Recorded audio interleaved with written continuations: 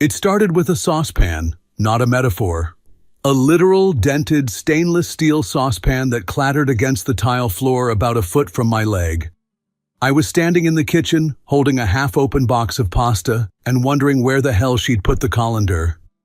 The kids were whining in the background, cartoons blaring too loud, and my work phone buzzed somewhere under a pile of unpaid bills on the counter.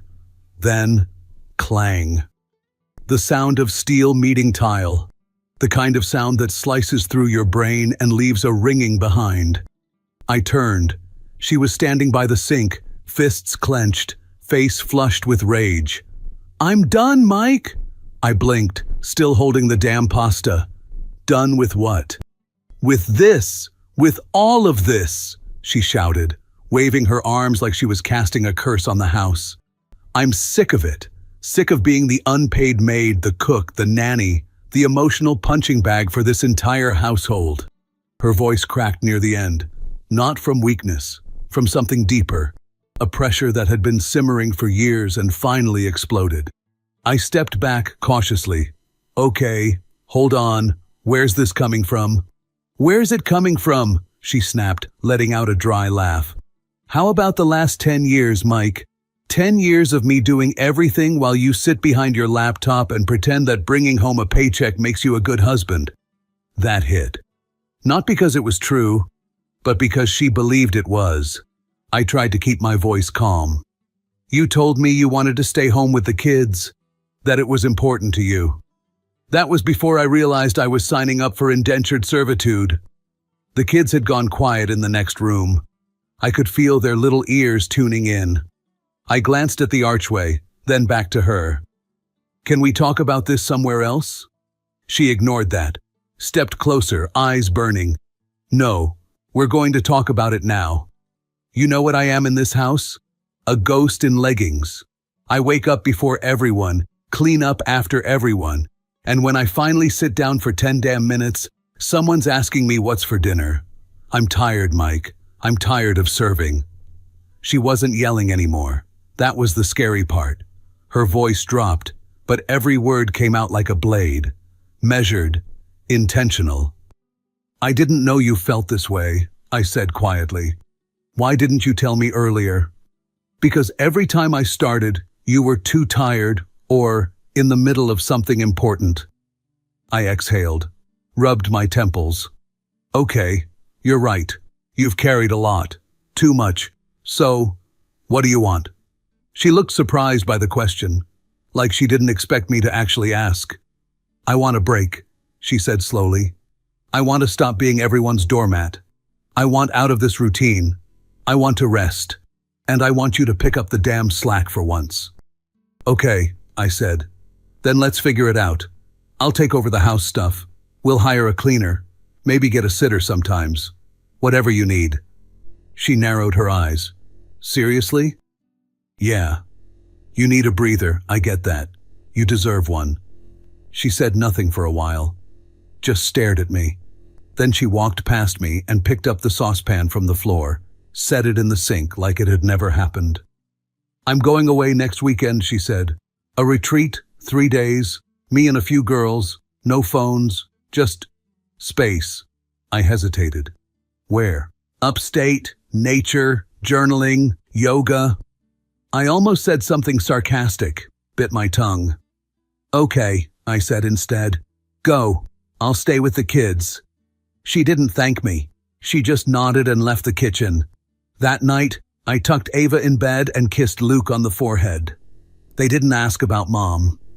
I found her later lying on the couch, scrolling through her phone, a glass of wine in hand. She didn't look up when I sat down across from her. "You really want out of this?" I asked. She paused, looked at me for a long second. "I want to stop feeling like I'm dying in the place I built." I didn't sleep much that night, and when Friday came, I packed her weekend bag without her asking. I even put a little lavender sachet in there, something she used to love. She didn't notice. She left just before dinner. I watched the Uber pull out of the driveway. The weekend was chaos, not the bad kind, just the kind that comes with 2 kids under 10, a dad who's suddenly responsible for every meal, and a dog that decided to get diarrhea at exactly the wrong time. Friday night, we made grilled cheese and danced in the kitchen to some old pop song Ava insisted on playing 4 times in a row. I let them build a tent out of couch cushions and bed sheets in the living room, and we all fell asleep inside it watching a Pixar movie. I woke up around 2 a.m. with a crick in my neck and a 7-year-old foot in my ribs, but strangely, I didn't mind. Saturday was pancakes, spilled syrup, homework battles, and a grocery run that ended with me bribing them with chocolate milk just to keep the peace. By Sunday, I was exhausted, but also kind of proud. I kept it together. I showed up, and I thought, maybe she just needs a weekend like this too. Maybe this will help her reset.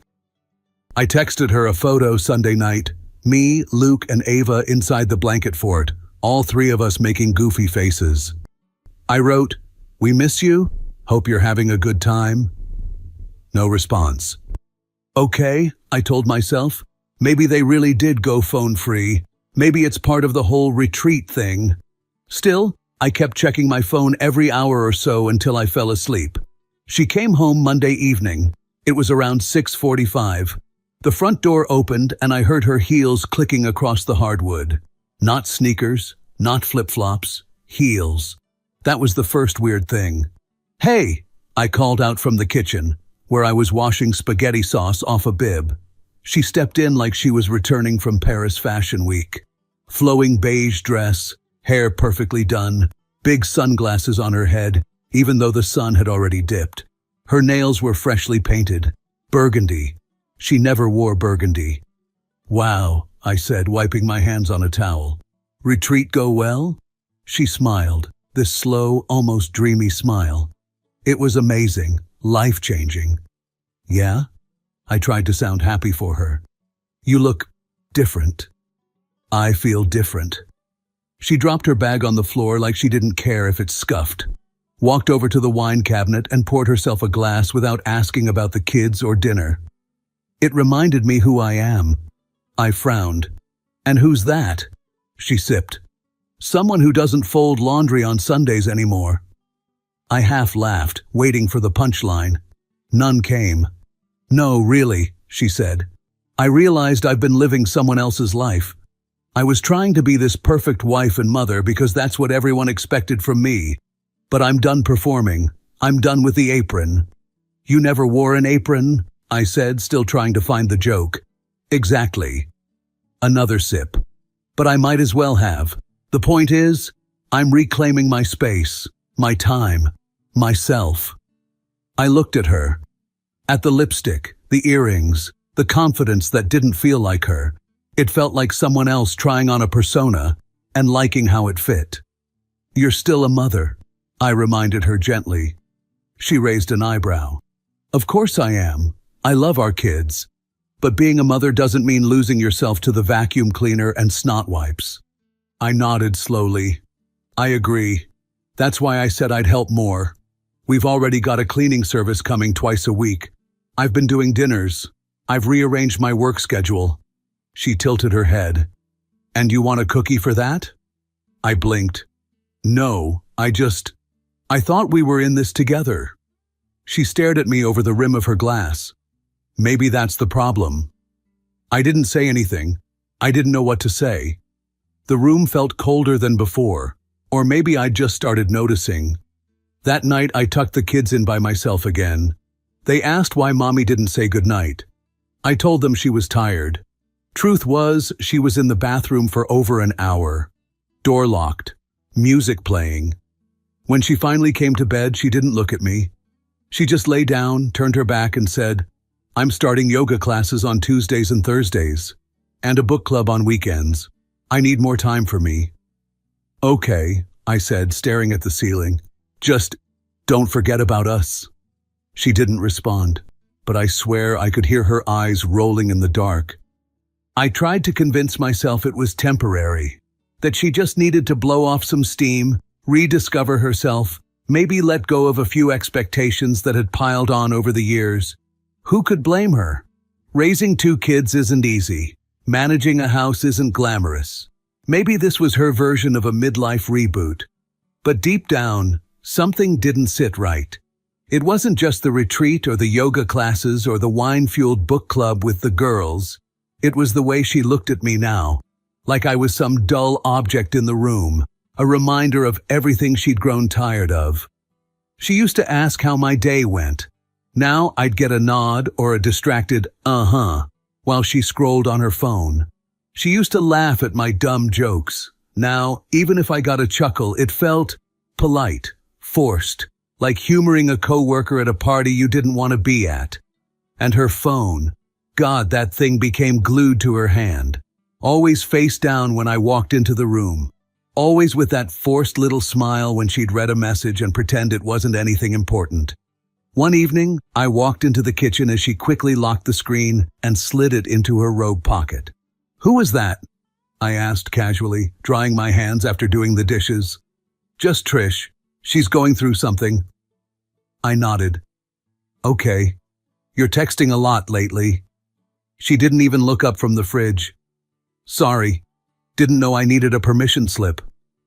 That one stung. I didn't press. I wasn't trying to control her. I was just trying to understand what was happening to us. But I knew better than to keep poking. At least not yet. A few days later, I came home early from work to surprise the kids. I picked up ice cream on the way, thinking we'd have a little after-school treat before homework time. I walked through the door, bags in hand, and heard music coming from upstairs. Not the kind she usually played. This was smooth, jazzy, sultry, not kids-safe radio. I tiptoed upstairs, mostly out of curiosity. As I reached the bedroom, I heard her laughing. That laugh. The laugh she used to save for me when I made her blush. The one that came out without thinking. Then silence. A short pause. Then, "No, you're terrible. Stop. I'm serious. God, I can't even look at you right now." She wasn't on speakerphone. That was the tone of someone wearing AirPods, whispering giggles, intimacy behind closed doors. I backed away. Slowly, my stomach dropped. I didn't confront her. Not then.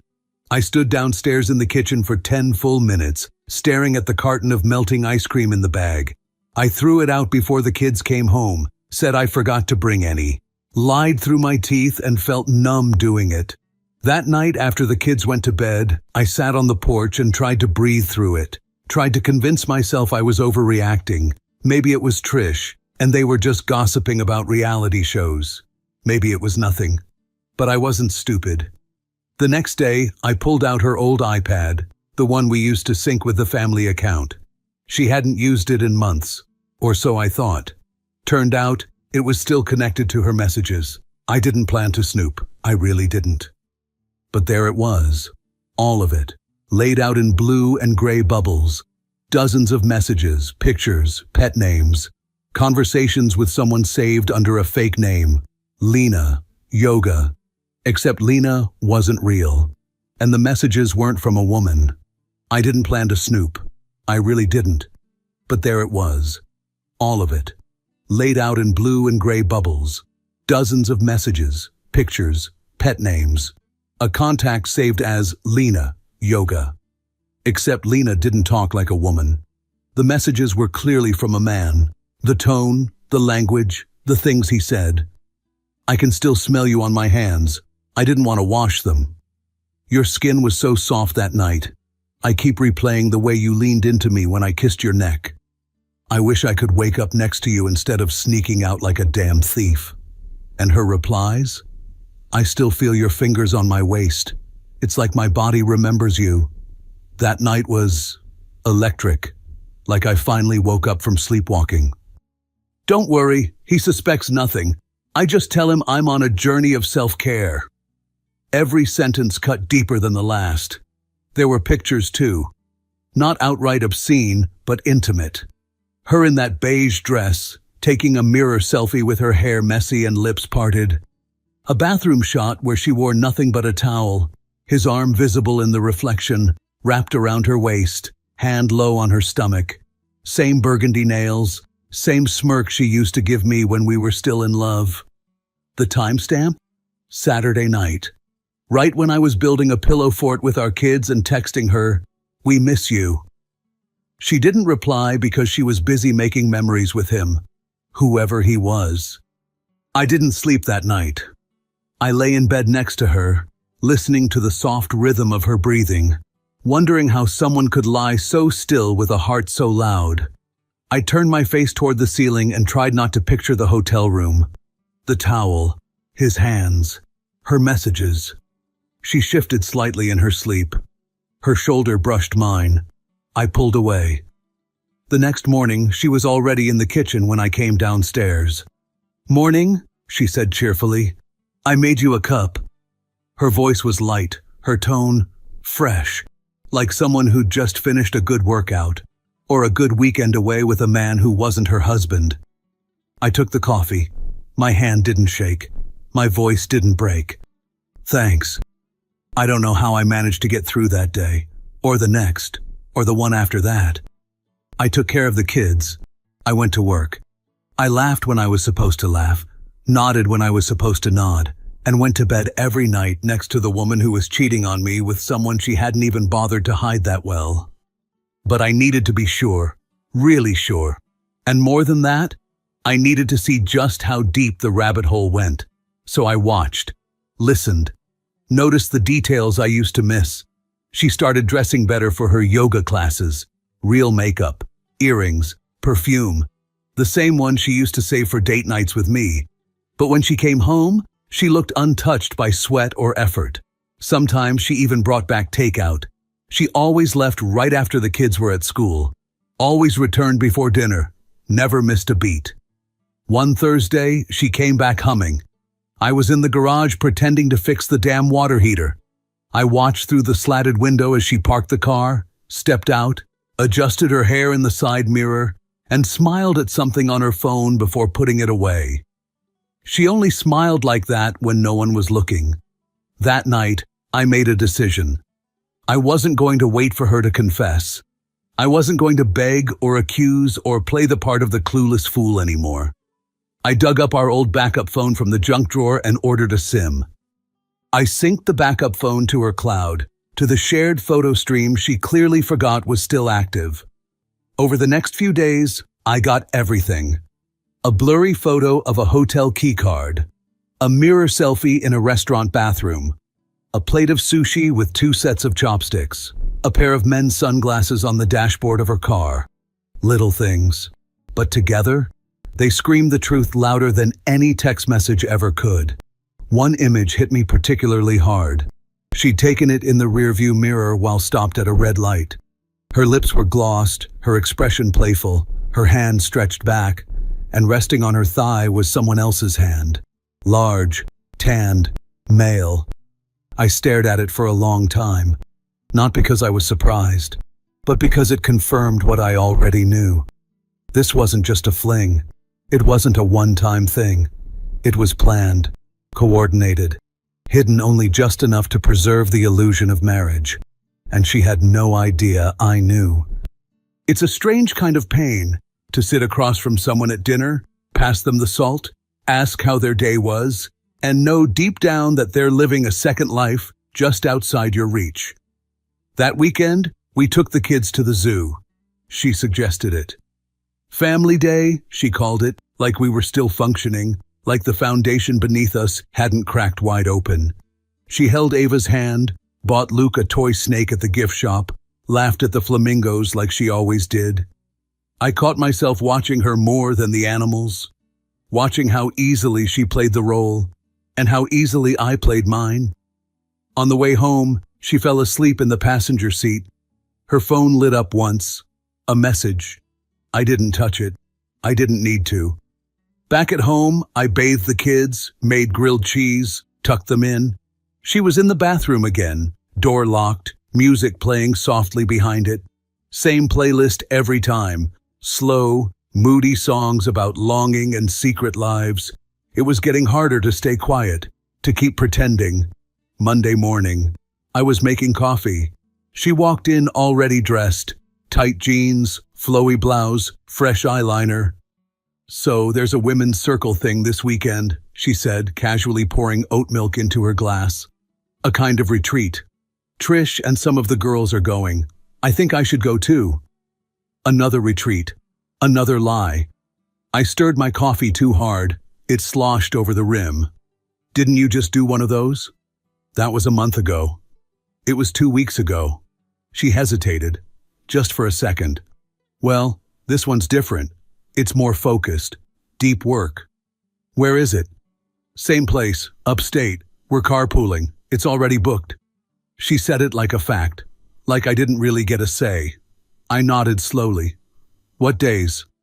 Friday through Sunday. I'll be back by dinner. Right. She started to leave the room, then paused at the doorway. Don't look at me like that. Like what? Like I'm doing something wrong. I held her gaze. Should I be? Her expression tightened for a moment, like something flickered behind her eyes. Then it vanished. I'm going to be late, she muttered and grabbed her keys. I watched the door close behind her. Then I sat at the table for a long time, let the coffee go cold in my hands. That evening, after the kids were asleep, I went into the garage and pulled the dusty safe from under the tool shelf. Inside were the usual things: birth certificates, old passports, a few old printed photos. I added a flash drive. On it, screenshots of every message, every picture, every timestamp. Insurance. I wasn't sure what I'd do with it yet. I just knew this wasn't over. Not yet. That night, after she went to bed, I sat at the kitchen table in the dark and made a decision. The next day, Thursday, I left work early, called my buddy Chris, and asked if he still had his old dashcam set up. He used to lend it out to Uber drivers, full HD, motion activated, silent. Sure, he said. You finally catching your teenager speeding? Something like that, I said. I didn't offer more. He dropped it off that evening. On Friday morning, while she was in the shower, I went to her car in the driveway and installed the camera discreetly, right behind the rearview mirror, tucked just enough to be invisible from inside the cabin unless you knew where to look. It took less than 5 minutes. She left at 11:04 a.m. No hug goodbye, just a rushed, distracted, "There's lasagna in the fridge. Luke's project is due Monday. Love you." She didn't wait for a reply.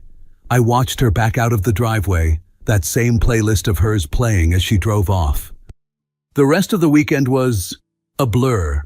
I went through the motions with the kids. Grocery shopping, pancakes, coloring books, late-night cartoons. But my mind wasn't in it. I kept checking the time, watching the driveway. And when Sunday evening finally came, she arrived right on schedule, 6:52 p.m., hair damp, no makeup, holding her bag like it had been used for anything except a romantic getaway. "Hi," she said, like she'd been gone for a few hours, not 3 days. "Hey." "The retreat was intense," she added, dropping her bag near the stairs. "A lot of deep stuff, emotional unpacking." I smiled. "Glad to hear it." That night, once she was asleep, I retrieved the camera. I sat in the garage, plugged it into my laptop, and watched. She'd driven north, just like she said. 2 hours on the highway, then a turn-off, not toward the lodge she showed me online, toward a small town off Route 8, a roadside motel, the kind with neon lights and doors that open to the parking lot. She parked, waited 5 minutes, then he appeared. A tall man in a dark hoodie and baseball cap. He knocked on her window. She got out smiling, that smile, and they hugged for a long time. Then she took his hand, and they walked together to the motel. The timestamp, 3:26 p.m. The exact time she'd texted me. Starting group meditation, phones off till Sunday. I didn't fast forward. I watched the whole thing. Hours of footage. Parking lot still. Curtains closed. Lights off. Nothing graphic, but everything said. I sat there in the dark for a long time. Then I opened the flash drive I'd hidden in the safe and added the video files. I didn't know what I was going to do yet, but I knew something was over. The next morning, everything felt mechanical. I poured cereal for the kids, made coffee, packed lunches, listened to Luke explain his diorama plans for the solar system, and nodded at all the right moments. Sabrina, That's my wife's name, by the way, floated through the kitchen like she hadn't just spent the weekend in a motel with another man. She kissed Ava on the head, tied her shoelaces, laughed at something on her phone, and when I glanced over, I saw that familiar look on her face. Contentment. Not the kind that comes from peace, the kind that comes from having everything you want, without consequences. I might go to that herbalist event next weekend, she said casually as she sipped from her floral mug. It's supposed to be really transformational. I stirred my coffee slowly. Another retreat? Not a retreat, a workshop. I nodded. Same guy? Her hand paused mid-sip, just for half a second. What guy? I looked her right in the eye. The one with the motel room. The cup stopped moving. Silence stretched across the kitchen like someone had turned the volume off. Excuse me? She said, her voice suddenly colder, tighter. I kept my tone steady, low, quiet. The kids were just down the hall. I know, I said. I know everything. She opened her mouth like she was about to go on autopilot, deny, deflect, distract, but I held up my hand before she could speak. I have the messages, the photos, the videos. I know where you were. I know who you were with. Her face flushed, but it wasn't shame. It was rage. You went through my stuff? No, I said. You left your trail in plain sight. You just didn't think I was paying attention. She looked at me with pure contempt, like I had violated some sacred law. So what now? You gonna throw a tantrum? Make a scene? You think spying on me makes you a victim? I blinked. That was it. That was her move. Attack. Make me the problem. Classic misdirection. I'm not yelling. I'm not even angry anymore, I said. I'm just done. Done? With this version of us, with the lies, with playing husband to someone who checked out months ago. She laughed, actually laughed, bitter and sharp. Oh, please. You think I wanted things to go this way? You think I planned it? No, I said. I think you let it happen because it was easy, because I made life comfortable enough that you didn't have to choose. You abandoned me emotionally years ago, Mike. You were so wrapped up in work, deadlines, your own world. I was invisible. I didn't cheat. No, you just left me alone in the middle of a marriage. I had nothing left, and you were too busy to notice. I stared at her for a long second. She meant it. She actually believed that somehow this was about me not noticing her pain, not reading her mind, not intuitively guessing that I need a break meant I'm sleeping with someone else. That's what you're going with? I asked. You're not sorry? She crossed her arms. I'm sorry it had to come to this, but I'm not sorry for taking care of myself. That sentence, that one sentence made something in me go ice cold. I'm getting divorced, I said. Her jaw tightened. Are you serious? I've already spoken to a lawyer. Custody will be joint unless you push me, but I have everything documented if you try. She stepped back like I'd slapped her, but I didn't feel anything. No guilt, no regret, just relief. You're overreacting, she said, voice shaking now. We can work through this. You're just hurt. No, I said. I was hurt when I found the messages. Now I'm awake. She didn't answer. She just stood there, clutching the edge of the counter like it might save her from drowning. But I was already gone. The divorce was finalized 3 months later. Clean, fast, unceremonious. We sold the house. I got joint custody, just like I said. The kids stay with me half the week. I kept my job, moved into a smaller place, and traded the family SUV for something that didn't carry memories in the passenger seat. She moved into a condo across town. I heard she tried to make it look like one of those boho influencer apartments. Plants, crystals, framed quotes about healing and growth. Her Instagram turned into a self-love shrine, all pastel filters and captions like becoming her and I wasn't lost, I was just waiting to be found. The guy from the motel? Gone 2 weeks after I filed. Apparently, he wasn't ready for a full-time goddess. She texted me once late at night. just a single line. Do you think we made a mistake? I didn't reply. Because no, I didn't make a mistake. I stayed, I worked, I tried. She chose something else. Now I live quieter. Not happier, not yet, but real. I have peace in my space. My kids know they're loved. I cook dinner, even if it's just pasta most nights. I don't wake up wondering what lie I'll find. And sometimes when I'm tucking Luke in or brushing Ava's hair, I catch myself thinking about that moment at the kitchen table, when she slammed the saucepan and said she was done being a maid. Turns out she wasn't tired of chores. She was tired of me, but that's her burden now.